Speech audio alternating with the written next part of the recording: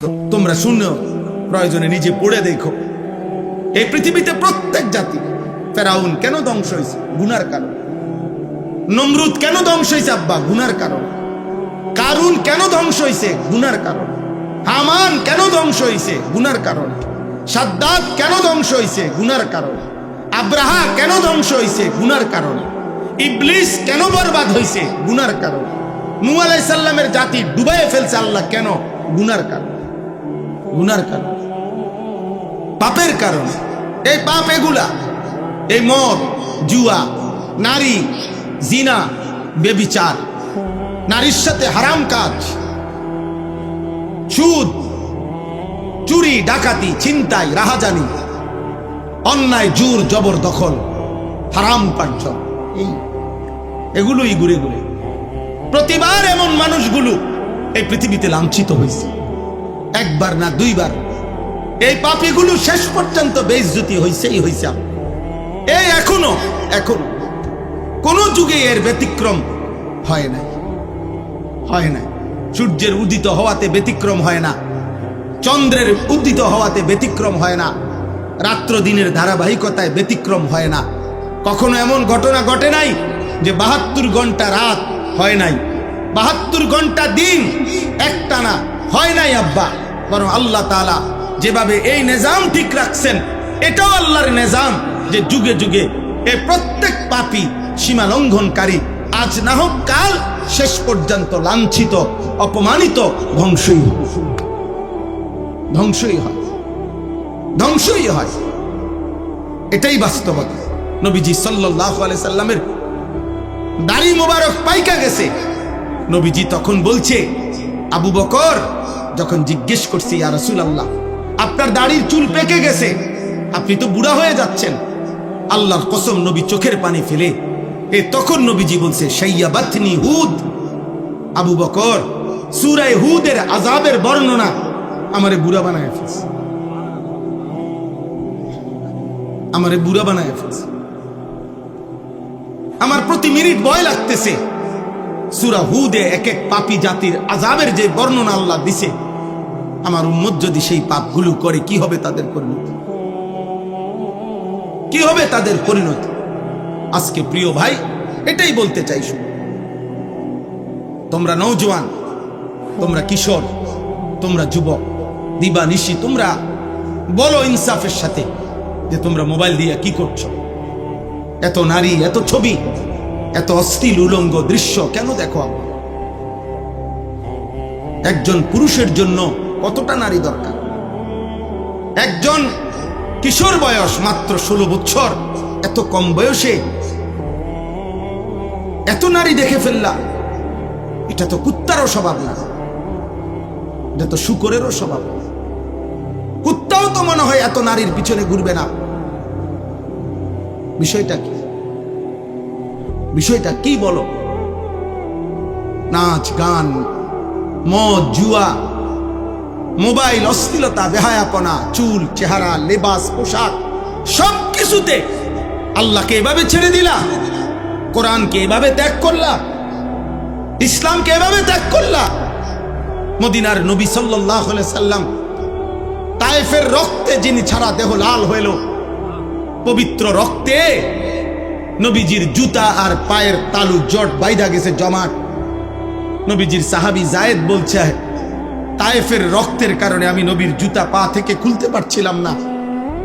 আল্লাহ নবী সারা রাত তায়েফে যখন পাথরের আঘাত খাইছে, ওই রাত্রে নবী সারা রাত দাঁড়িয়ে তাহাজ্জুদ নামাজ পড়ছে, রক্ত মাখা দেহ নিয়া, আর কাঁদছে আল্লাহর কাছে, আল্লাহ আমার উম্মতরে মাফ করে দেন, মাফ করে দেন,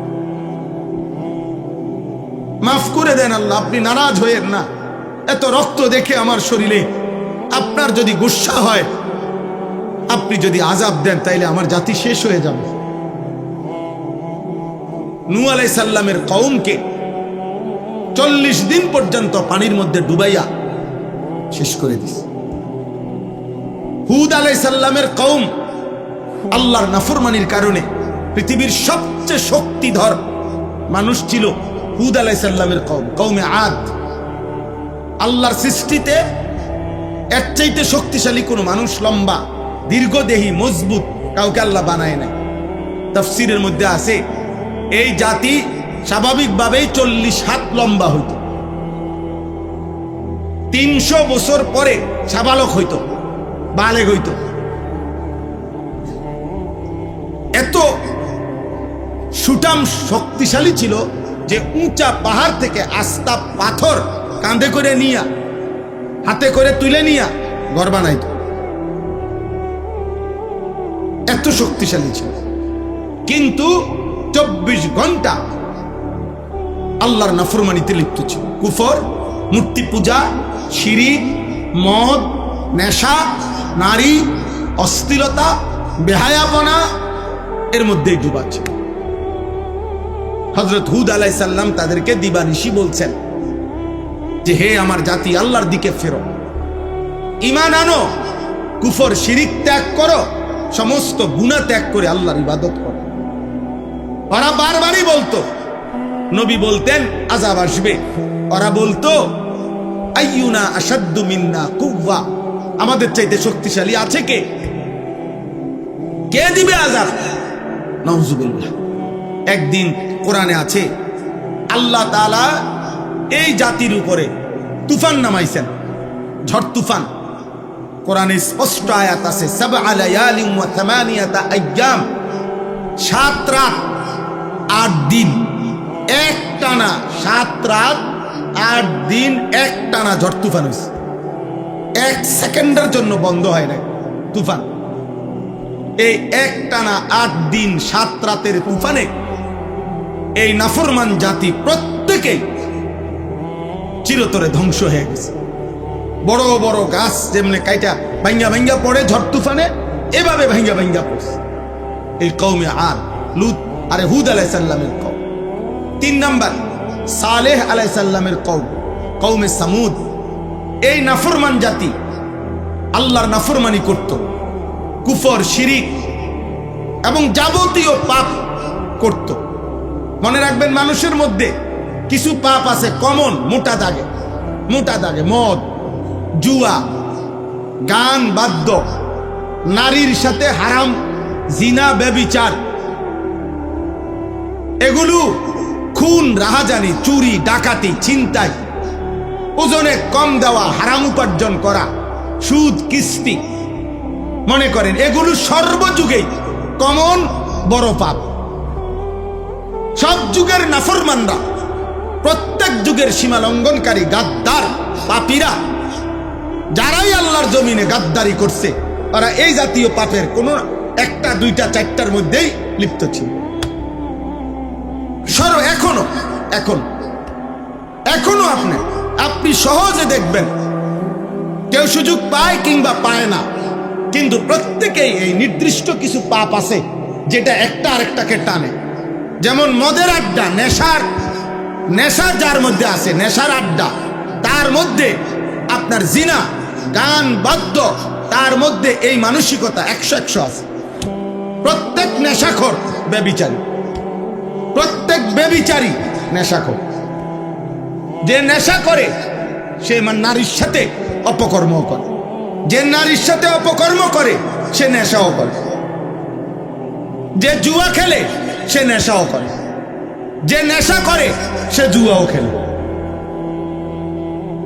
হারাম প্রেম যে করে ও মদের আড্ডা, জুয়ার আড্ডায়ও তার সম্পৃক্ততা আছে।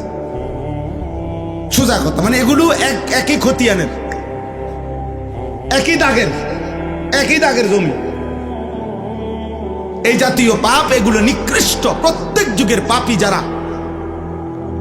নাফরমান যারা, সীমা লঙ্ঘনকারী যারা, বা তারা এই পাপগুলো কমন করে। নারীর সাথে গুনাহ, হারাম উপার্জন, অন্যায় জোর জবরদখল, মদের আড্ডা, জুয়ার আড্ডা, নারীর আড্ডা, জিনার আড্ডা, ব্যভিচারের আড্ডা। এটাই বাস্তবতা। আর এরকম প্রত্যেক নাফরমান যখন আল্লাহর দিকে ফিরে না, আর একটা নির্দিষ্ট সময় আসলে আল্লাহ তাআলা ওদেরকে ধ্বংস করে দেয়। এই সালেহ আলাইহিস সালামের কওম, আল্লাহ তাআলা তাদেরও নাফরমানির কারণে একদিন রাত গভীরে ঘুমন্ত ফজরের ওয়াক্তে ভোরবেলা একজন ফেরেশতা পাঠাইছেন। ফেরেশতা আইসা ওই জাতির উপরে একটা চিৎকার দিছে, চিৎকার। ফেরেশতার বিকট চিৎকারে ওই মানুষগুলো কান ফাইটা, ছোট বড় নারী পুরুষ সব মরে গেছে। কোরআনে আছে, এই সূরাতে আছে। 4 নাম্বার, লূত আলাইহিস সালামের কওম, যারা লজ্জাস্থানের চাহিদা পূরণের জন্য যাদের আখলাক ছিল কুকুর শুকরের মতো, যাদের মূল চাহিদা ছিল লজ্জাস্থানের চাহিদা, বেঁচে থাকার একটাই উদ্দেশ্য ছিল তাদের, যে লজ্জাস্থানের চাহিদা পূরণ। জিনা, সমকামিতা, কখনো নারীর সাথে কখনো পুরুষের সাথে, যেখানেই পাইতো কুত্তার মতো শুকরের মতো, চাহিদা একটাই, লজ্জাস্থানের চাহিদা পূরণ। এই বেঈমানদের মানসিকতা ছিল এটা। হাজার লক্ষবার বলার পরেও নবী লূত ফিরে নাই, তারা শেষ পর্যন্ত রেখে দিয়েছে। 5 নাম্বার হলো কওমে শুআইব, শুআইব আলাইহিস সালামের কওম, যাদের সবচেয়ে বড় পাপ ছিল আল্লাহর কুফর শিরিক, মূর্তি পূজা তো করতই, আর সবচেয়ে বড় পাপ ছিল তারা হারাম উপার্জন করত। তাদের উপার্জনের নেশা ছিল যে যেমনে পারো ওজনে কম দিয়া, ঠকাইয়া, সুদে, হারামে, ধোকায়, প্রতারণায়, সিটারি কইরা রোজগার করতে হইব, যেমনেও হারামের মাধ্যমে। হারাম উপার্জনের প্রচন্ড নেশা ছিল তাদের।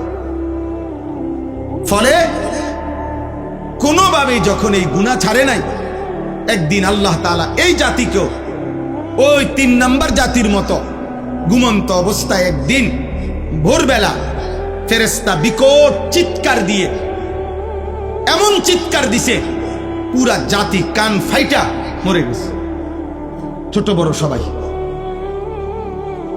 আমার ভাই, আমার কথাটা একটু মনোযোগ দিয়ে শোনো, এই আয়াতের সাথে বোঝানোর জন্য বলতেছি, অল্প একটু কথা মিলাইলেই কথা শেষ আমার।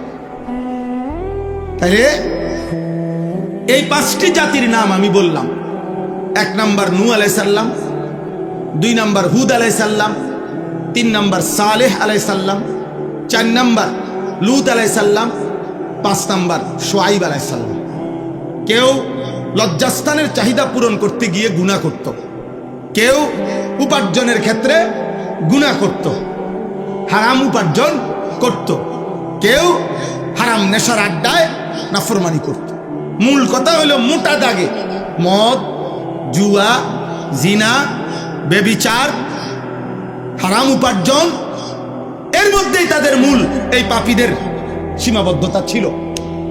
এবং আল্লাহ তাআলা এদেরকে হাজার লক্ষবার বলার পরে নবী যখন কোনোভাবেই পাত্তা দেয় নাই, একদিন আল্লাহ তাআলা ওই জাতিদেরকে ধ্বংস করে দিছে, ধ্বংস করে দিছে। কোরআনুল কারীমের মধ্যে এই সূরা আছে, আল্লাহ বলেন এক একটা জাতিকে এভাবে ধ্বংস করছে, পরবর্তী কেউ দেখে মনে করছে এখানে পৃথিবীতে জীবনে কোনোদিন কোনো মানুষ ছিল, এইটার চিহ্ন নাই, কাআন লাম ইয়াগনাউ ফিহা, যেন তারা এখানে কোনোদিন বসবাসই করে নাই, এমন ভাবে নিশ্চিহ্ন করে দিছে, এইভাবে নিশ্চিহ্ন করে দিছে, এভাবে নিশ্চিহ্ন করে দিছে।